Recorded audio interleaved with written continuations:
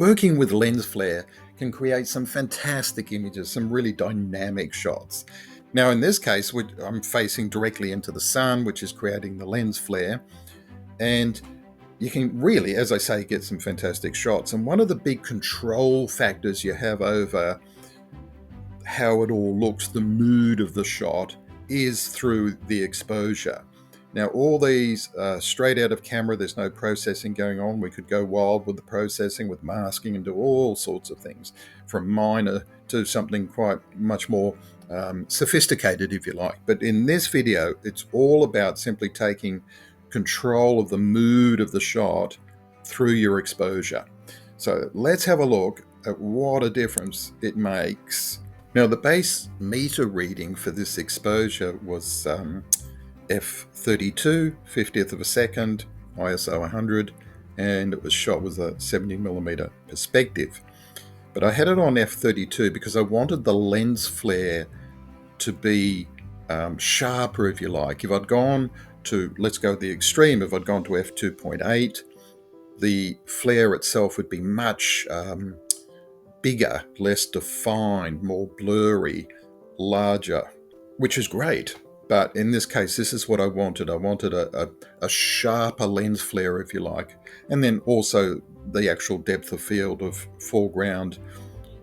If it was 2.8, I would have lost some detail in the foreground. But the main reason why I was shooting with the f32 was to make the lens flare itself sharper. This is the first shot. I had it on, the metering mode was on the evaluative metering, the pattern metering, if you like. It's the default meter setting for the Canon 90D.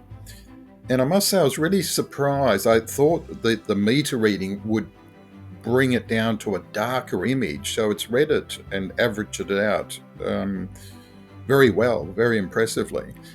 But the point of this is that you have full control. Doesn't matter where your meter reading and what setting you've got it on. Doesn't really matter as long as you've been consistent.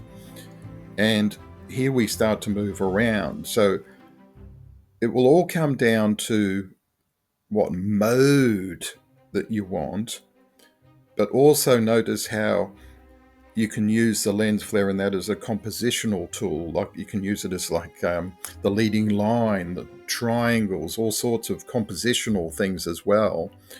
And then the exposure can alter the mood or the mode of the picture just so much as we go through them. So that's the first one. That's the meter reading. Now let's head up a little bit with the meter reading, and we'll go a third of a stop up. And as you can see, it's barely any difference, really. It's hardly noticeable.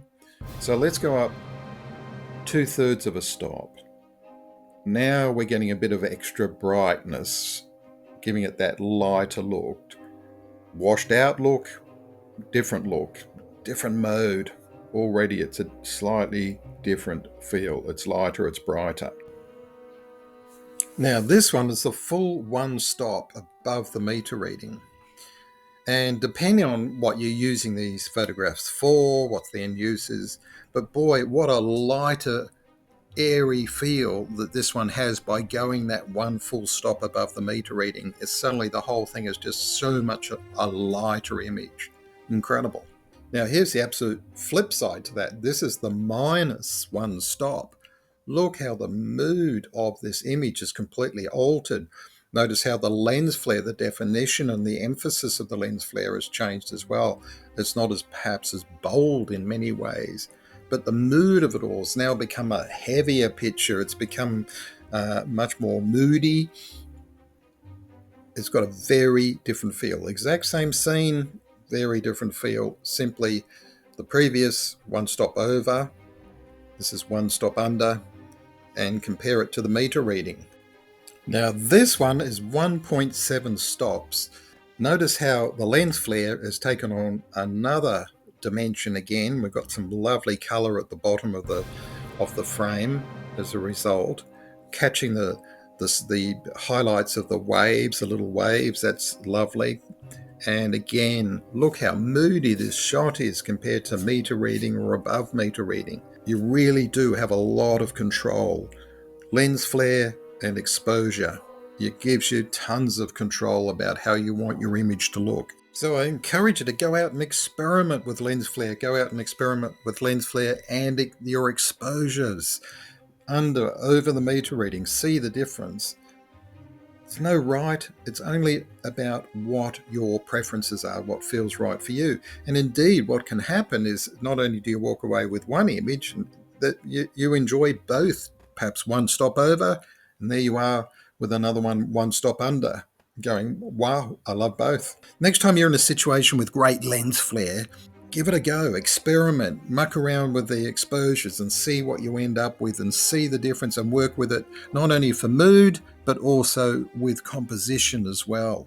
And then also, and we can cover this in another video, let me know in the comments if you'd like, that we can also then talk about what the difference is using, as an example, if I've been using f2.8 versus the f32. As I say in this one, I chose the f32 up front because that's the sort of definition I wanted of the lens flare. Also, if you would like the 5-day email series on seascape photography, long exposures, I will leave a link in the description. If you subscribe to that, you'll also get some ongoing email tips around photography as well as some great offers. So if that sounds great, check out the link in the description. Thanks again for watching. See you in the next one.